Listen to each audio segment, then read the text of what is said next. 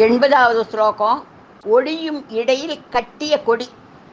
कुचौ सत्यस्विद्यत् तटघटितकूर्वासभिधुरौ कषन्तौ दोर्मूले कनककलचाभौ कलयता तव ध्रातुं भङ्कात् अलमितिवलग्नं धनुभुवा त्रितानद्धं देवी त्रिवलिलवली वल्लिप्रिय.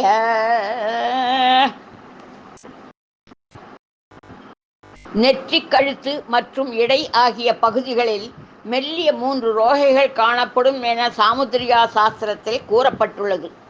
இந்த ஸ்லோகத்தில் தேவியின் இடுப்பில் காணப்படும் 3 கோடுகளை பற்றி வர்ணிக்கப்படுகிறது.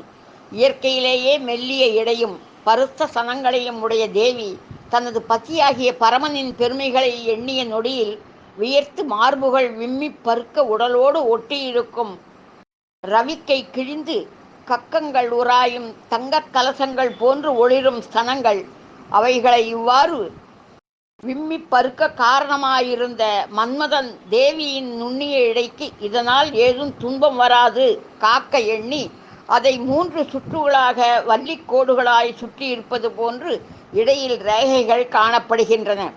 இதனால் தேவியின் அழகு அளவிற்கரியது என விளக்குகிறார் பகவத்பாதர். முன் ஸ்லோகத்திற்கான பலனே இதற்கு பாராயண பலனாகும். இதற்கு ஒப்புமிக்க அபிராமி அந்தாதி 85வது பாடல்.